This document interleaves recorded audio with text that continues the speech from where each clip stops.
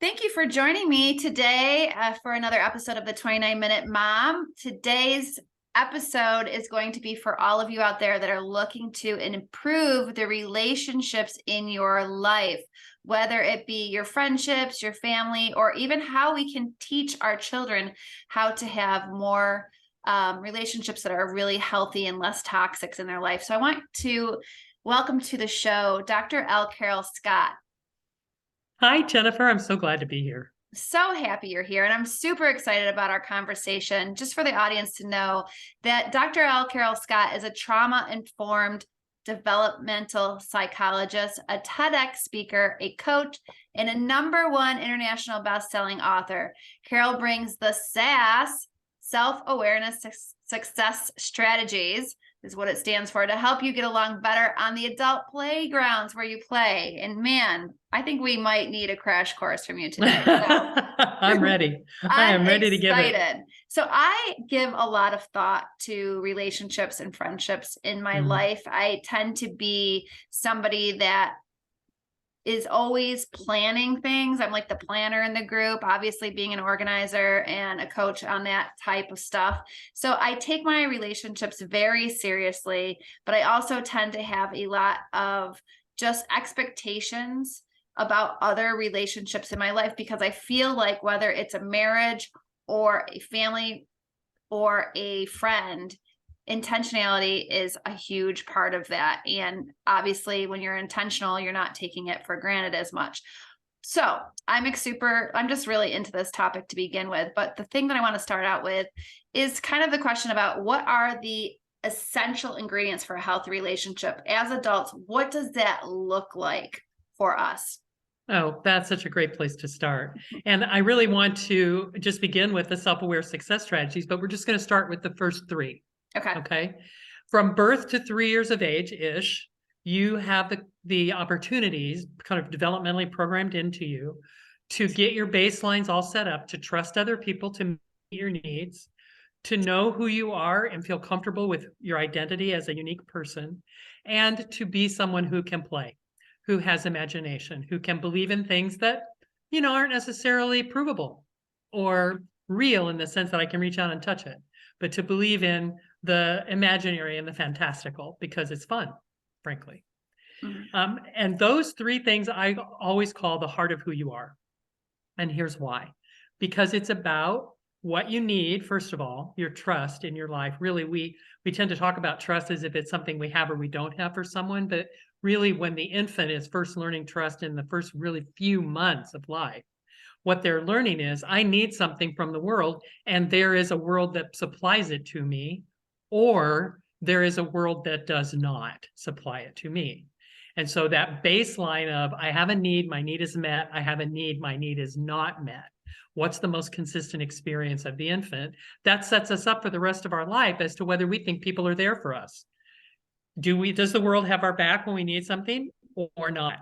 And we kind of set the meter, if you will, at that point. And then as we emerge from that very dependent phase where we have to trust other people to meet our needs, we start getting up and moving around as toddlers. We start expressing who we are. We start having the ability to express who we are. And so what we think, what we feel, what our emotions are, and what we want all start to become a big part of expressing who we are. And that's your two-ness, which I call independence. So trust, independence when you're a toddler. And then by the time you're 3, you're playing and you're being imaginative. And you can really see creative pretend play and imagination take off in the 3-year-old. And their 3-year-olds I think of as sort of running at the world on their tiptoes with their mouths open and their arms spread wide going, oh my gosh, look at all this. They're just so excited about the world. And it's because everything is very magical for them. There's no logic yet in the way that they address the world. And so that becomes the heart of who you are. You are needs that you get met. You are things that you think, feel, and want.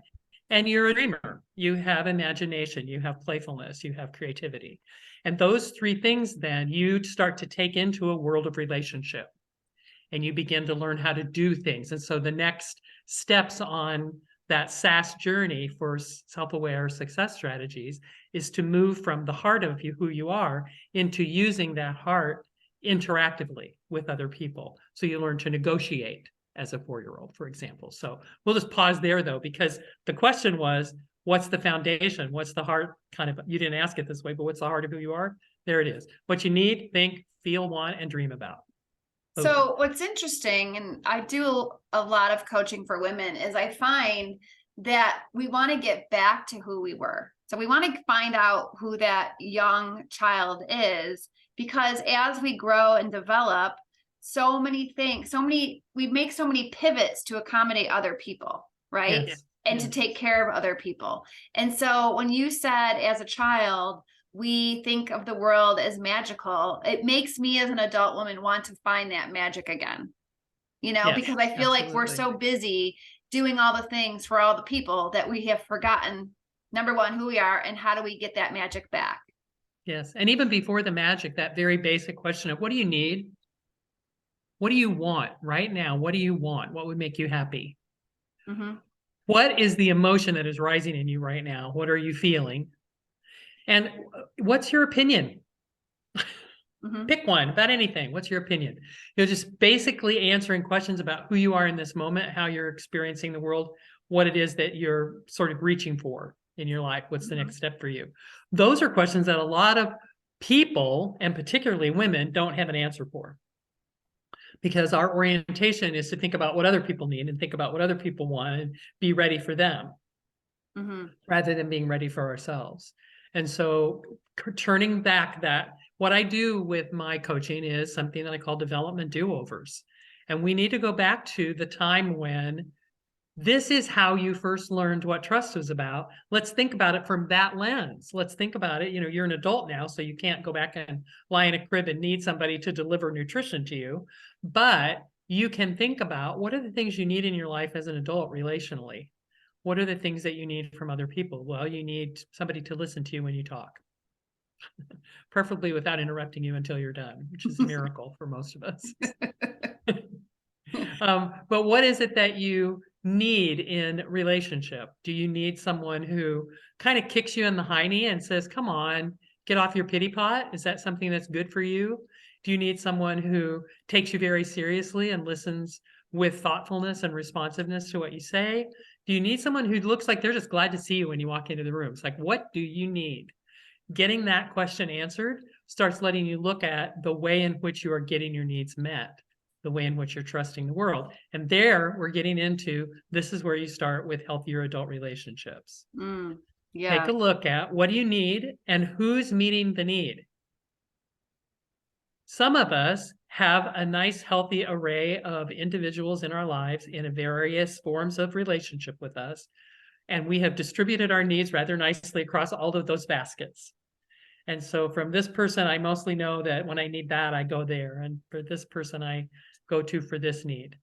And similarly, we start to understand people have the same enjoyments that we do. They play they play in the sandbox the same way we do. And so the people that we want to play with, that we want to think with, that we want to spend time with and enjoy each other's company, those are based around, we share interests. We share the same things we want, that we think, that we need, and that we feel. Yeah. And so we align together around those kinds of things. And so relationships need to be conscious, self-aware of how they're doing that. Two people in relationship need to be clear with each other, clear-eyed, at least with themselves. I'm getting this need met in this relationship. I have this need, this person meets it. That's a good thing. I can be grateful for that. I wonder then, what need of theirs am I meeting? It starts to become a self-awareness invoking process to think about what is it that I need from someone automatically sort of begs the question, and what is it that they need from me? Yeah, that's really good. And so you mentioned that we tend to be friends or have friendships with people that play the same way in the sandbox, right?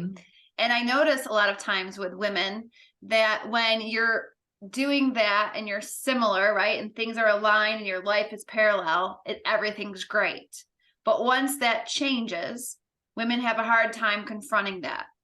And so I find and correct me if I'm wrong, that it's really difficult for a woman to articulate to another woman when that season has come to an end. So many times I'd rather just pretend it isn't happening, avoid, women just tend to not want to have those tough conversations. Tell us how do we handle that? Yeah, I think it's interesting because a couple of times you came to women avoid confrontation. And then there was something else after that. Women avoid confrontation that does this, or because of that, well, just stop it. They avoid confrontation, period. Yeah. Because all the things after that, yeah, avoiding confrontation is the point. And I think that that goes back to that success strategy of independence.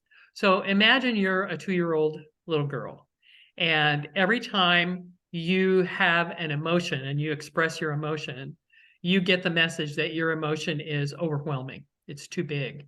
It's the adult doesn't know what to do with you. Okay, those are things that adults say to toddlers about their behavior. Because toddlers are, let's face it, they're little wild things, right? They really are. And so if the adult expresses out loud, you're a little wild thing, I don't know what to do with you, then the message is, my feelings are too big. My feelings are not something that other people can relate to. I need to shut up about those.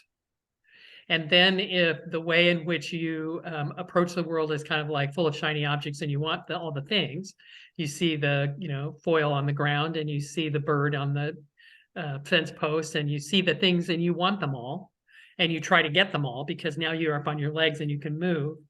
What is the message that you get about those things? What is it that you hear about the fact that you want that? And is it impossible and you can't have it? Is it so interesting? And let's go look at it together, but let's be safe. I mean, it's like, what kind of messages do you get when what you're doing is saying, this is who I am, world. I am expressing what I think and what I feel and what I want. And here I am. And how are you responding to me? And think about what it's like to get the message over and over again. Yeah, not that. Not so much do that. No more of that. We don't like that. That's not a feeling that we want to see you express. That's not a behavior we want to see in our little girl or our big boy or, whatever labels and criteria we have for children who are much too young to hold up under the weight of them. We're going to shape the behavior that we want as adults, and kids are pretty much at our mercy because they know already, hey, these people are my life. Without them, I don't survive. So whatever they want, I'll do. And it's not that they're afraid of us. It's just they're learning the lesson. These people like me when I'm this way, so I'm going to keep being that way. So now here you are, an adult, and you've been being that way for 25 years, 20 years, 35 years, 55 years. It's like, this is the way you be, and you have a lot of practice at it. And so whenever you enter a relationship, you bring all of that with you, that whole history and that whole pattern of this is okay to express, that is not. And maybe if you're lucky, find somebody who just mostly fits right into that family mold. And maybe what you find is somebody who's there to bust you out of it, which is great also, and not always comfortable. Yeah. And so it's interesting because when you're saying that, I feel like, and to correct me if I'm wrong, I feel like in early adulthood, you're still kind of that child that is playing the game the way everybody wants you to play the game. And then somewhere around midlife, you start saying, I'm kind of sick of playing it the way everybody else wants me to play it. I'm ready to play it my own way. Is that true? Yes. And I think things can bust you out of it at any time. You can, an event in your life can break the pattern. That is, there's I would say I would attribute this to Gestalt psychology. There's this idea of you're hiding behind a mask. You have a role to the world, and that's all you do is your role until something happens that makes the role not work for a minute. And it kind of like the mask slips off your face and somebody sees what's underneath, which is, in this framework, a scared child, a wounded child, a hurt child. And the child's like, oh, whoops, just kidding. This is really my face. This is really who I am. Gets the mask back in place. But the mask starts to slip in a variety of circumstances. And eventually we're sort of left feeling vulnerable. And like people are seeing me in a way that I don't feel safe being seen. But here I am. I am out as this kid who sometimes loses it. And I don't necessarily have that cool demeanor in place all the time. So now what? Well, you're going to either have to figure out a way to come back into your role, stitch up all the seams in the costume that have gotten too loose and repaint the mask and fix it and get yourself solidly back in that role, or you're going to have to move forward out of that place. You can't live as an adult. You can't be a wounded child in an adult body and be successful in any relationship, any relationship. And so we have to find a way to move through that place of, okay, I can remember that everything wasn't great. I can own that, you know, my family loved me and they messed up some stuff. And so what can I do about that? Well, I can learn again how to trust people. I can learn again how to express myself and feel safe expressing myself. I can learn again to play and dream and pretend. I can start over and be both the child learning and the parent delivering the teaching and recreate some of this stuff for myself in a way that means ultimately healthier relationships and more joy in my life. Which is so empowering. Yes. Yes. Yeah. And liberating at the same time. Yeah, imagine. I mean, what else could be more freeing than to say I'm choosing more joy in my life? I'm going to do this because I have tools that I didn't have. And just, you know, there's not any blame necessary in this or any shame, in my opinion. I think it's just fine to say parents don't know what the heck they're doing. Yes. And they have 400,000 people writing books for them, telling them how to do what they're doing. They have their own parents. They have their parents-in-law. They have their siblings who have children. They have their friends at work who have children. They have the entire world telling them how to do their job, and nobody agrees with anybody else. So, you know, what are we going to do as adults who need to both work on being a healthy partner to the other parent, perhaps in those kids' lives, and also work on the relationships with the kids so that they don't need development do-overs when they grow up? 100%. So I think that as a woman, the things that I learn about myself and that I dive into when it comes to self-development are all things I want to share with my children. And I want them to have those tools. So as parents, I feel like the more growth that we focus on, the better we are as parents. Because when you described in the beginning of the show, that little child that is very in tune with who they are, they're excited about life, everything looks magical. I want to preserve that in my kids as much as I can. You bet. Right? Absolutely. So how do we do that as parents? And you mentioned vulnerability, and I think that probably has a big part of it. It is a big, it's the core of it right there. So if we don't have what I call now identities of boundaries of identity. Boundaries of identity. So we talk about boundaries as things that we kind of set up in life. So we say, I'm not going to do that, or I'm not willing to be available for that. You know, it's like I'm setting a no here in place. But there are also, before we can do that, there are finding the edges of who we are, the actual boundaries, the edges, the container for who we are. So the metaphor is your physical skin. You have a boundary called your skin, and it holds in all of your physicality. What if there was an emotional boundary that held in your emotional life and kept your emotions clearly separate from other people's emotions? I love that. Right? I love that thought. What if you actually knew that the thoughts you had, the dreams that you dream, the things that you want are all contained within basically a brown paper bag of your identity, holds all this stuff together and makes you who you are. And everybody has their own little brown paper bag full of their own identity, and we're all different inside those bags. What if everybody knew that? Everybody knew that. Well, if you're going to help your children develop boundary in that way, develop an identity, an edge of who they are, so that they are clear coming out into the world, this is who I am. This is what I think, feel, want, and need from the world. And this is what I dream of as my possibilities in life. If they're going to be able to own who that is, you have to be vulnerable enough to own your own with them and to show when you're confused about it. Because we all are confused about it sometimes. And so when we say to kids, I love you, but I don't like it when you do that. it's sometimes we do have to say something like that. And an occasional message like that is not the end of the world. But when that's the consistent message, I love you, but is not I love you in the end. I love you, but you can't think like that. You can't feel like that. I don't want you to want the things you want. The way you want to express yourself in the world is not okay. I wanted to wear pants and shirts like my brothers. I have two big brothers when I was a little girl. And I wanted to wear the kind of clothes that they wore because they were very freeing.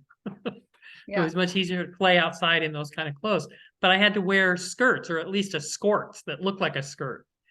And, you know, there were all these rules about how I had to keep my legs together. And there were certain ways that I had to be in order to fit all the roles that I was being assigned to as I grew up. And most of them they weren't very comfortable. It was like putting on somebody else's clothes for me to wear those identities. And so we want to encourage our children to be who they are, because they are unique and the world needs whoever they are. That's my opinion. Oh, 100%. Right? Whoever they're starting out to be, we don't want to try to change that too much because there's a reason they're here. And we want them. We don't want a little mini version of me. And yet we intergenerationally, you know, kind of transition all of the baggage and all of the stories we have about ourselves, boop, onto the kids. And so what we have to do is listen for them to tell us, this is what I want. Okay, that's cool. I can let you have that. I don't have to worry about that. It's safe. You know, your bottom line has to be for a long time, it's safe. It's not what I would want right now, but it's safe. Okay. I don't want to, right? A child is not going to die from picking up a dirty foil wrapper off of the ground and looking at it or sniffing it or even, God forbid, tasting it. They're not going to die from that. Yeah. And they're going to learn a lot of interesting things, and they'll probably never do it again. So when you're describing how we can do this as a parent, the more we learn and the more intentional we are with our children, I feel like the natural reaction is to want this kind of relationship with our parents. And if we weren't raised with this being a concept, how do we start to introduce this into our relationship with our parent as a grown adult so that it's both generations learning? That is such a great question. And sadly, I think because it's difficult, it really starts with us having to stop being defensive about being different. We learned that who we are is not okay. And so now we have to say who I am is okay without it being in your face. Who I am is okay. But just who I am is okay. And I don't feel defensive about it. I don't feel angry about it. I'm sad that I couldn't say this to you when I was 2 and have you hear it, but I'm telling you now, this is who I am. And it's okay with me. I'm perfectly fine. And so there we go, back to those questions of it. What is it that you need? Have you been clear? Have you sat down and made a list of what you need from other people? What is it that you want in your relationships? What are the ways that you enjoy other people? When you are with other people, what is the primary feeling that that invokes for you? What's your emotional life around your friends? What kind of ways can you express who you are more clearly with more self-awareness? So that then you can say to your kiddo, look at you doing that too. Look at you expressing what you think and what you feel and what you want. And how can I support you in doing more of that? I have this great memory. This is a little side story. When I first started my graduate school training, I had a marvelous advisor named Elizabeth Getz. And we called her Mo, was her nickname, Mo Getz. Mo had 6 children. And each one of them was an absolutely unique individual. They were all adults by the time I was getting to know Mo. They were at least in their late teens, young adult years, and most of them were into their 30s, I think. And she had a daughter who was a waitress at a relatively upscale restaurant in the college town. She had a son who juggled and sang and did other things on street corners. He was a busker in Europe, and he did quite well, actually. She had a daughter who was a psychologist and did therapy with children who had been in difficult situations. So she had these children who are all a lawyer, a son who was a lawyer. These children who are all wildly different from each other, wildly different in the ways that they made their livings and spent their days. And they all were these perfectly happy, well-balanced, normal kids because they'd all been told they were perfectly fine like that. You don't have to be like you don't have to be like the other brother who's next in age line from you. You don't have to be like your dad. You don't have to be like me. This is who you are. Well, you like to juggle. Let's encourage that. Yeah. Instead of what the heck kind of a job can you get as a juggler? I love that. Right. So if we are listening to the show today and we're like, yes, I want to step into who I am more profoundly, and I also want to be an example of that to my children, we're probably going to have to go back to some people in our life and articulate the answers to those questions, such as, this is what I need. This is what I want. Give us a little guidance, because I think that it's easy to have these thoughts in our head and harder to articulate it. It is. And I also want to make clear that we don't have to go back to the people that may have given us those things when we were younger. Sometimes they're not there anymore, and that's okay. Mm-hmm. The important thing is to realize if what I need in my relationships with other people is a sense of being seen for who I am, I need identity. If that's important to me, out of all the things that I need in my life, getting that one is a high priority. I can get that need met from other people in my life besides the parents who didn't see me as I was back then. Who is good at that right now? Because if I go back to the people who I think should do it and they still can't, I'm basically beating my head on a brick wall that I should have left behind years ago. Other people can meet the need that I have to be seen as who I am. If mom doesn't do it, maybe mom's good at something else. My mom was not very good ever at praise for when you did things right. My mom was really good at pointing out in detail how to fix things that went wrong. She was good on the criticism and the fixing, not so good on the good job and pat you on the back stuff. Well, so sometimes it's important to have somebody who's a good fixer, who's good at noticing the things that are wrong and need to be fixed. And sometimes you need somebody who's a good praiser. And so I had to learn where to get that in my life that was not from her, because she was never going to be good at it. And if I go back to her and say, be good at praising me, she'd be like, what? Excuse me? It's just not her forte. She's gone now, so it doesn't matter. But it does matter when our parents are still around. What they are capable of doing is what they are capable of doing. They're still the same people who raised you. And in fact, they're more of the same people who raised you, because they keep putting the mask up and keep being that person. Right. And so they've gotten better and better at being the person that they were when they raised you. So don't go back. I don't want to say go back and try to get your needs met from your family of origin, or I'd like to call it my family of original trauma. Because that's really just like setting yourself up for failure. But do learn what it is that you need and find out who's meeting that need now. And I think these are exercises that in my coaching, what I really encourage people to do is do this work. It's really simple. It sounds daunting at first when I say, make a list of the things you need, but I give you tools to help you think about them. I give you categories of, types of needs that humans have, and we normalize it. It's okay to need things from people. Be needy. It's a good thing. Mm-hmm. And get your needs met. Don't just feel yearning all the time for things that you can't have, but figure out who's good at this. You have friends who are good at delivering on some of the things you didn't get when you were a young child, and that's okay. Get it from them now. Yeah. That's where you are now. What if you're married to someone and you feel like you need to articulate what you need more of, or a very close friend in your life that you feel like, okay, we're super close and I really need something more? How do we articulate that? Yeah. And I think that, again, it requires some vulnerability to say, here's what I noticed. I need these things, and you're really good at meeting those needs for me. I really need somebody who will, when I am kind of talking out of my hat and ranting and raving about stuff and I can't seem to wind down, I really need somebody who will say, take a breath. Hold on a minute. Can we pull back to 10,000 feet and take a bigger look here? Higher consciousness time, girl. Is that a valuable friend for me to have? Absolutely. And so who's good at that? I have two sisters. Be nice if one of them was good at it. Not so much. But I know who among my women friends I would go to for exactly that kind of conversation where I'm like, okay, I am ranting in my head about this and I can't stop. And I haven't slept for 3 nights because I'm ranting in my head about this. And I know that you can just listen to me rant until I'm done and you won't try to fix me. You'll just let me get it all out of my mouth so I can hear what I'm thinking. I know who I would do that with and I know who I would not do it with. Once I know what it is I need and who I'm turning to, then the question becomes, where can I invite a little more opening? So I have a spouse, I have a partner, I have a wife or a husband, and that person is good at meeting this need that I have, this need that I have, not that one so much, but yes, this one also. So I have 4 big categories of need. They're really good at 3 out of the 4 of them.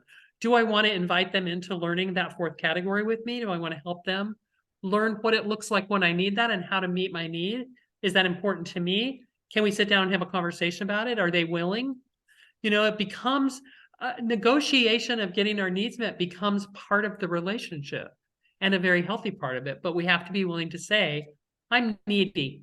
I need that. And the truth is all humans are. All humans need, all humans are needy. And not feel guilty about it, right? Time to stop feeling shame and guilt about that. Yeah, it's normal for us to need things from each other. We are an interpersonal species. We're a tribal relationship-based species. We aren't meant to be alone. That's so good. Well, I could talk to you all day about this stuff. I find it extremely interesting. I might have to have you back on the show. I'd be delighted to do that. Before we wrap up, I want to flip the script for a second. We were talking before we started recording about your nomadic lifestyle. And because we're all about organization, inspiration, and education on the 29-Minute Mom, I can't let this episode end without asking you, how has this kind of lifestyle not only changed your relationship in your life, but just what are some of the lessons you've learned by living with less? And yeah, I'm sure that's a whole show in itself. It really could be. But I think that's a really great focus, those 2 things. Relationships really feel like they've expanded. So I'm very blessed to have friends and acquaintances all over the country. And I had not seen many of them for a long time. And so the first year of travel in 2019, before the pandemic, I was in 40 states and I saw people I hadn't seen in years over and over again. I reconnected with some friends I hadn't seen in 30 years from when I was a young woman and lived up in Bangor, Maine for a few years in my early career. And that was a blessing to just get all of those people back connected and back taught. It's like now I can talk to them. I can text them. I have their phone numbers, and so I'm staying in touch with people at a much higher level than I had. And that left me feeling not so bereft then when everything shut down for the pandemic. And I mean, it was hard for me to live alone in my RV for the better part of a year with very little contact with other people. And that feeds into that other question about living with less.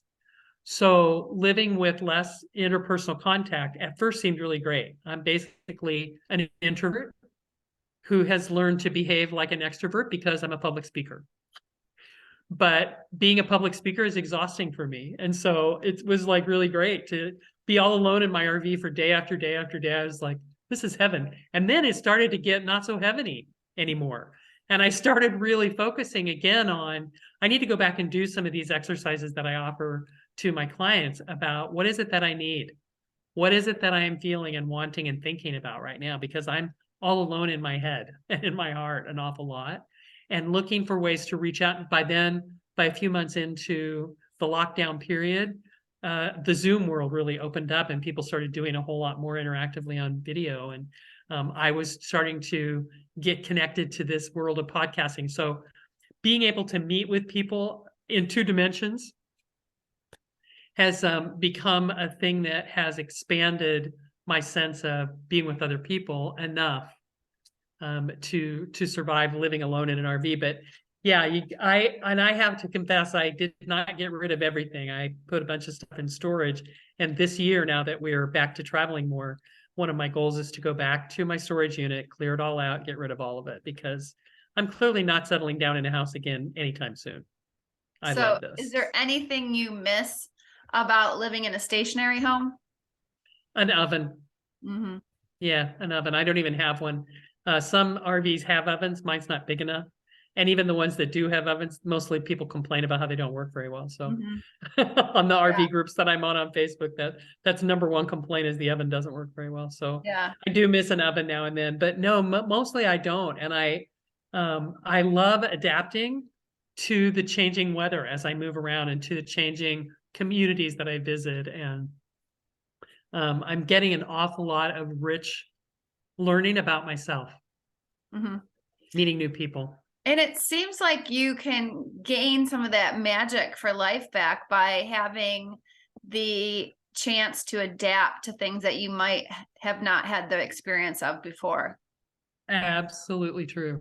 Absolutely true. Yeah. And I got to tell you, for this last year, I've been staying in near Ensenada, Baja, Mexico. It's about 2.5, 3 hours south of San Diego on the Baja Peninsula.